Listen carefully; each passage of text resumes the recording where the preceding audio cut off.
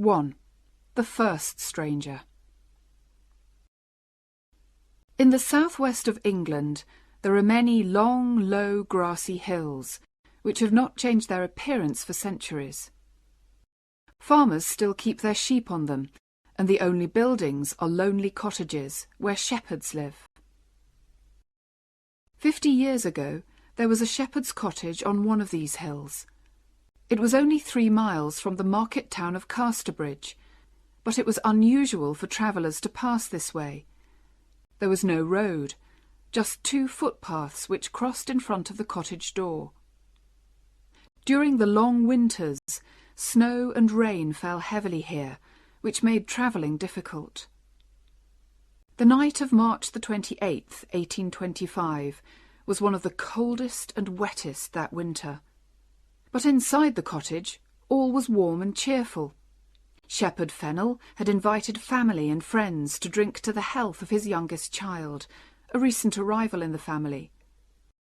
19 people were at the party, married women and single girls, shepherds and farm workers, young people talking of love, and old friends talking of the past.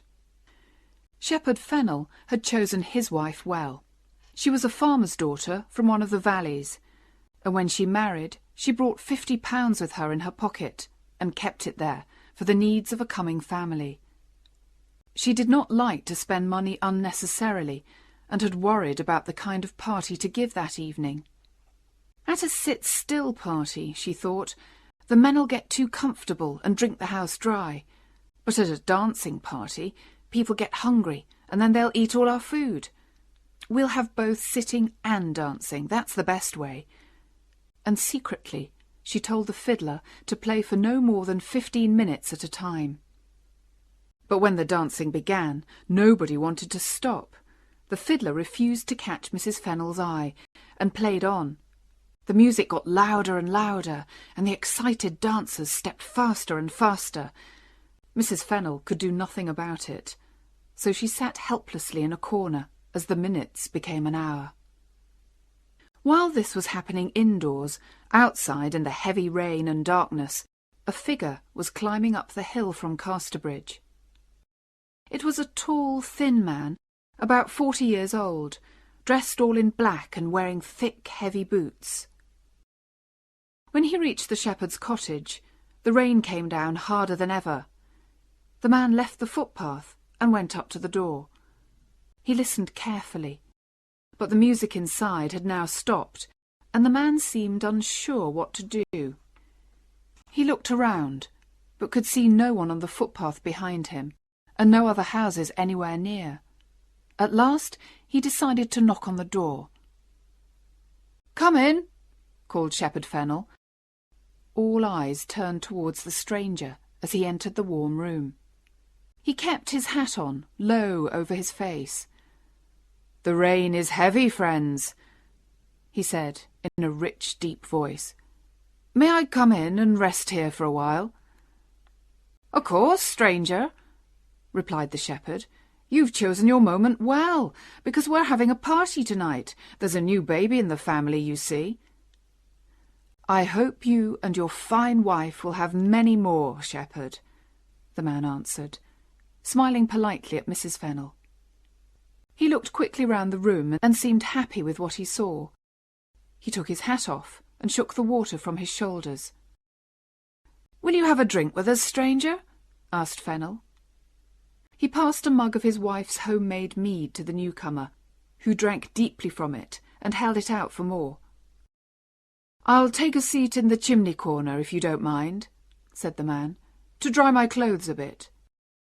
He moved closer to the fire and began to look very much at home.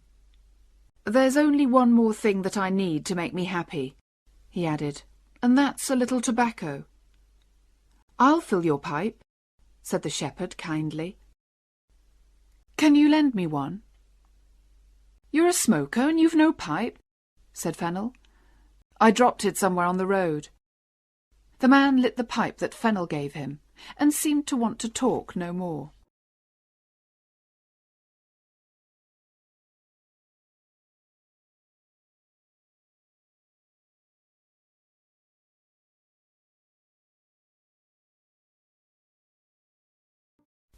2.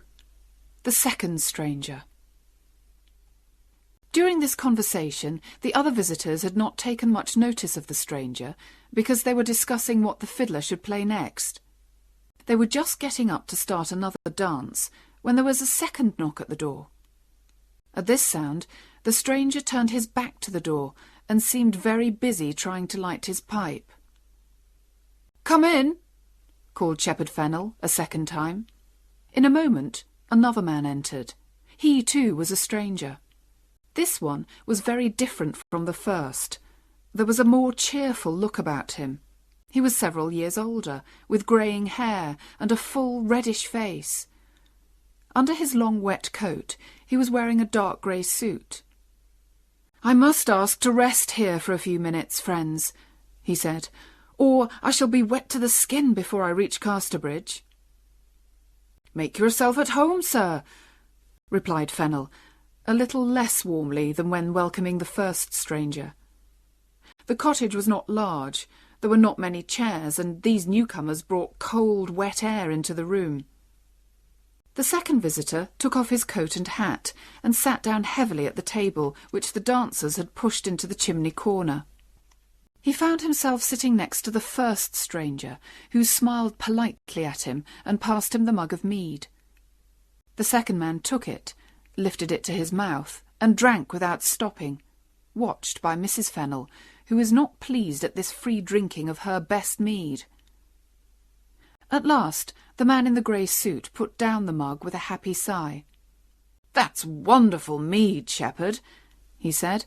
"I haven't tasted anything as good as that for many years." "I'm pleased you enjoy it, sir," replied Shepherd Fennel. "It's goodish mead," agreed his wife, a little coldly. "Made from our own honey, of course, and it is trouble enough to make, I can tell ye, but we may not make any more. Honey sells well, and we don't need much mead for ourselves." "Oh, but you can't stop making this," cried the man in grey. He took the mug again and drank the last drop. "I love mead, as much as I love going to church on Sundays, or giving money to the poor." "Ha, ha, ha," said the man by the fire, who seemed to enjoy the stranger's little joke. The old mead of those days, made with the best honey and the freshest eggs, tasted very strong, but it did not taste as strong as it actually was. Before long, the stranger in grey became very cheerful and red in the face. He made himself comfortable in his chair and continued the conversation. "Well, as I say, I'm on my way to Casterbridge," he said. "You don't live there, then?" said Shepherd Fennel. "Not yet, although I plan to move there soon." "Going to start a business, perhaps?" asked the shepherd. "No, no," said his wife. "It is easy to see that the gentleman is rich and doesn't need to work at anything." "Rich is not the word for me, madam," replied the man in grey. "I have to work, and I do work. And even if I only get to Casterbridge by midnight tonight, I must begin work there at 8 o'clock tomorrow morning. Yes, hot or cold, rain or snow, I must do my day's work tomorrow." "Poor man! So, although you look rich and comfortable, your life is harder than ours, is it?" said the shepherd's wife. "Well, it's the work that I have to do, that's all. Now I must leave you, friends. But before I go, there's time for one more drink to your baby's health. Only the mug is empty." "Here's some small mead, sir," offered Mrs. Fennel. "We call it small, but it's still made from good honey." "No," said the stranger. "I prefer to remember the taste of your best mead, thank you." "Of course you do," said Shepherd Fennel quickly. He went to the dark place under the stairs where the best mead was kept, and filled the mug. His wife followed him and spoke worriedly to him in a low voice. "I don't like the look of the man at all. He's drunk enough for 10 men already. Don't give him any more of the best." "But he's in our house, my love, and 'tis a miserable wet night. What's a mug of mead, more or less?" "Very well, just this time then," she said, looking sadly at the mead. "But who is he, and what kind of work does he do?" "I don't know. I'll ask him again." While the man in grey drank his mead, Fennel asked him again about his work, but the man did not reply at once. Suddenly, the first stranger spoke from his seat by the fire. "Anybody may know what I do. I work with wheels." "And anybody may know what I do," said the man in the grey suit, "if they're clever enough to find it out." There was a short silence, which the shepherd's wife broke by calling for a song. The second mug of mead had made the stranger's face even redder and more cheerful than before, and he offered to sing the first song. This is what he sang. "My job is the strangest one, honest shepherds all, work that all the world can see. My customers I tie, and I take them up so high, and send 'em to a far country." No one spoke except the man near the fire, who joined in the last part with a deep musical voice. "And send 'em to a far country." None of the people in the room understood what the singer meant, except the man near the fire, who continued smoking and said calmly, "Go on, stranger, sing on." The man in grey drank again from his mug and sang, "There isn't much I need, honest shepherds all, to set the criminals free. A little piece of rope and a tall hanging post, and that'll be enough for me." Now it was clear to everybody in the room that the stranger was answering the shepherd's question in song. They all looked at him, their eyes and mouths wide open in horror. "Oh, he's the hangman," they whispered to each other. "He's come to hang that poor clockmaker tomorrow in Casterbridge prison. The clockmaker who had no work and whose children had no food, so he stole a sheep and now he's going to hang for it."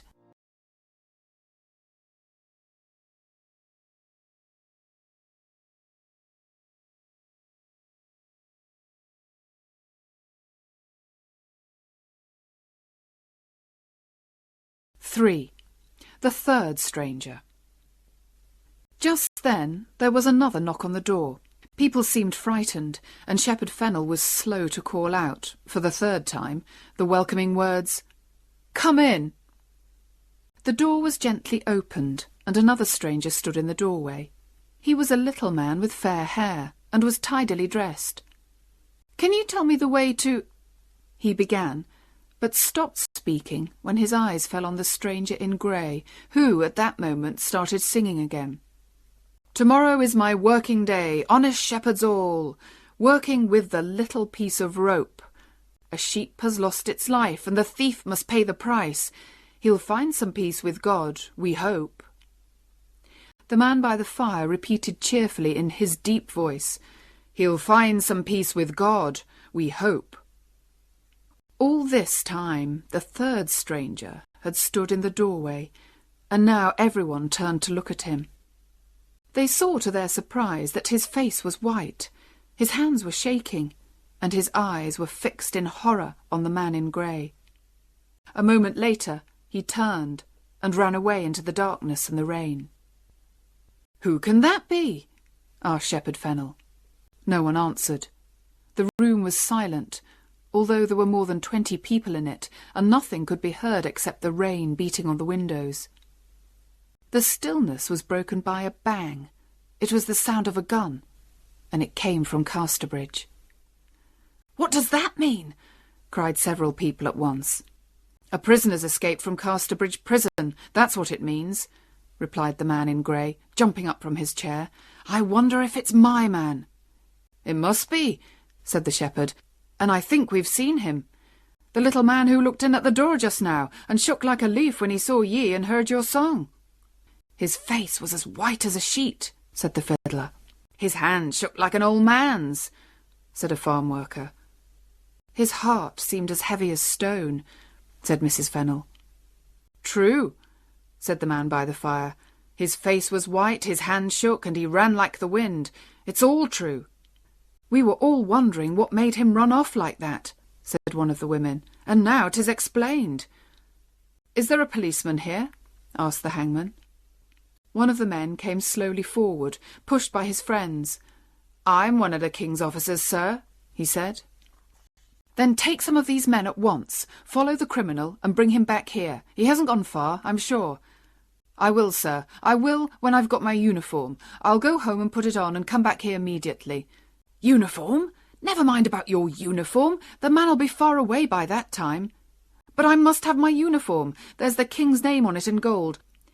I can't arrest a man without my uniform on. I'm a King's man myself, said the man in grey coldly, and I order you to find and arrest this man at once. Now then, all the men in the house must come with us. Are you ready? The men left the cottage to start their search, and the women ran upstairs to see the new baby, who had begun to cry loudly. But the living room did not stay empty for long. A few minutes later, the first stranger came quietly back into the house. He cut himself a large piece of cake and drank another mug of mead. He was still eating when another man came in just as quietly. It was the man in grey. "Oh, you here," said the hangman, smiling. "I thought you had gone to help look for the prisoner." "And I thought you had gone too," replied the other. "Well, I felt that there were enough people without me," said the man in grey, helping himself to the mead. "I felt the same as you. These shepherd people can easily find the man, because they know this hilly country. They'll have him ready for me by the morning, and it'll be no trouble to me at all. Yes, they'll find him. We'll save ourselves all that trouble." "True, true. Well, I'm going to Casterbridge. Are you going the same way? We could walk together." "No, I'm sorry to say I'm going the other way." And after finishing their mead, the two men shook hands warmly, said goodbye to each other, and went their different ways. Out on the hills, the shepherd and his friends were getting cold and wet in their search for the prisoner. They had no luck at all, until they reached the top of a hill, where a single tree stood. Suddenly, they saw the man who they were looking for, standing next to the tree. "Your money or your life!" cried the policeman loudly. "No, no," whispered the shepherd. "That's what robbers say, not good, honest people like us." "Well, I must say something, mustn't I? You don't realise how difficult it is to remember what to say." The little man now seemed to notice them for the first time. "Well, travellers, did I hear you speak to me?" he asked. "You did," replied the policeman. "We arrest ye for not waiting in Casterbridge prison for your hanging tomorrow." The little man did not seem at all afraid, and to everyone's surprise, agreed with great politeness to go back to the shepherd's cottage. When they arrived there, they discovered that 2 officers from Casterbridge prison and a judge who lived nearby were waiting for them. "Gentlemen," said the policeman, "I've brought back your prisoner. Here he is." "But this is not our man," cried one of the prison officers. "What?" said the judge. "Haven't you got the right man?" "But then who can this man be?" asked the policeman. "I don't know," said the prison officer, "but our prisoner is very different. He's tall and thin, with a deep musical voice." "That was the stranger who sat by the fire," cried Fennel. The little man now spoke to the judge for the first time. "Sir," he said, "I must explain. I've done nothing wrong. My only crime is that the prisoner is my brother. Today I was on my way to visit him in Casterbridge prison for the last time, when I got lost in the dark. I stopped here to ask the way, and when I opened the door, I saw my brother sitting by the fire. Right next to him was the hangman who'd come to take his life. My brother looked at me, and I knew he meant, 'Don't tell them who I am, or I'll die.' I was too frightened to do anything except turn and run away." "And do you know where your brother is now?"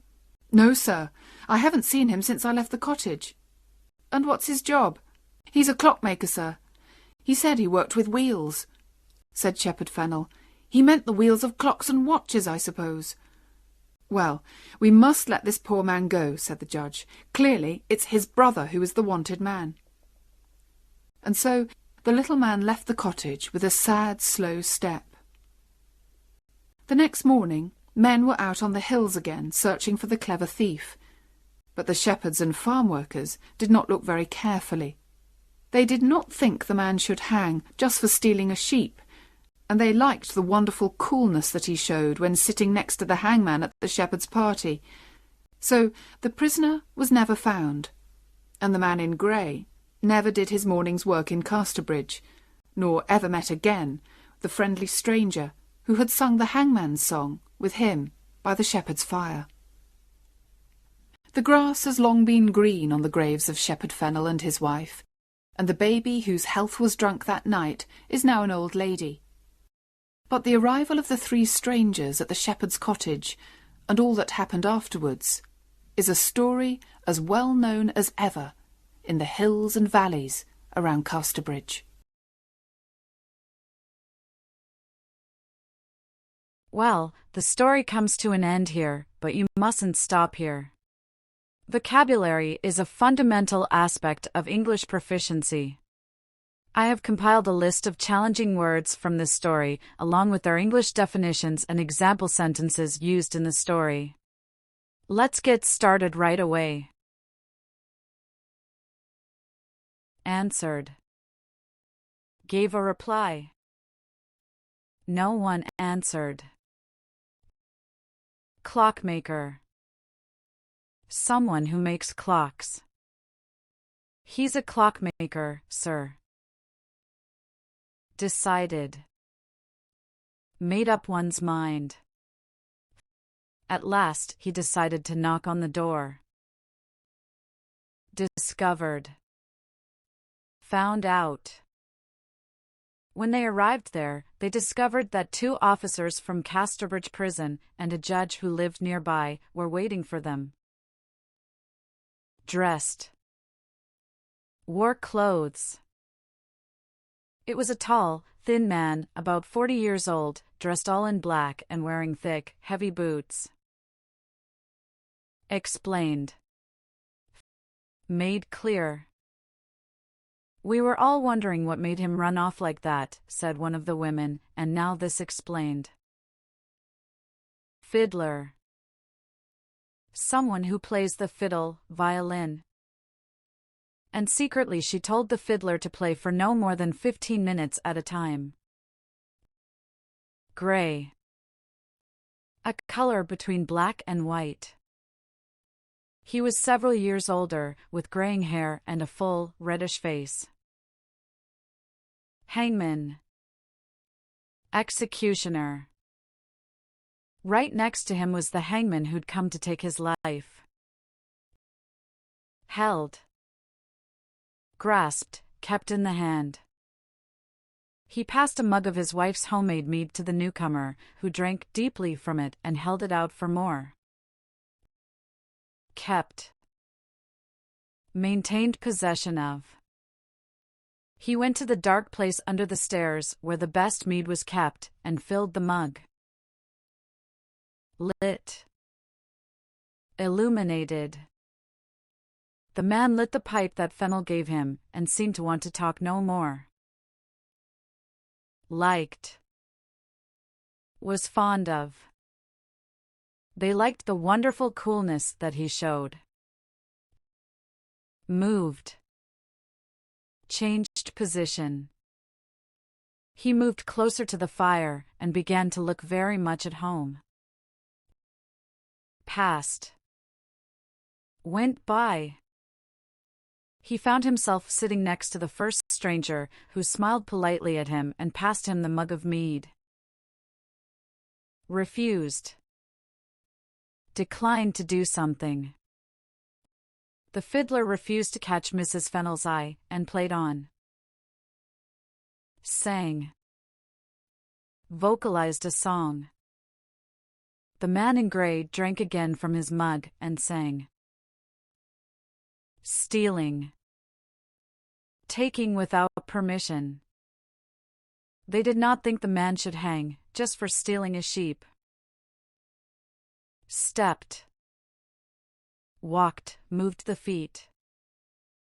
The music got louder and louder, and the excited dancers stepped faster and faster. Stole. Took without permission. So he stole a sheep, and now he's going to hang for it. Stopping. Ceasing motion. The second man took it, lifted it to his mouth, and drank without stopping.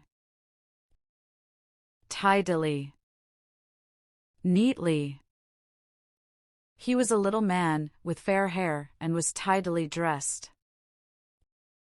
Took. Grasped, obtained. He took his hat off, and shook the water from his shoulders.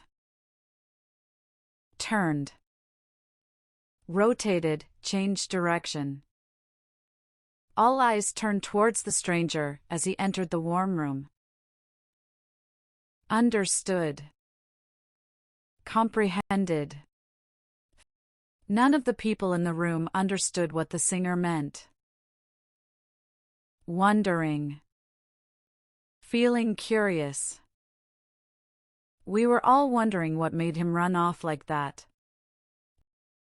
Worked. Performed labor. He said he worked with wheels, said Shepherd Fennel. Worriedly. With anxiety. His wife followed him and spoke worriedly to him in a low voice. Now, are you ready to test your understanding of the story? Let's see how well you were paying attention.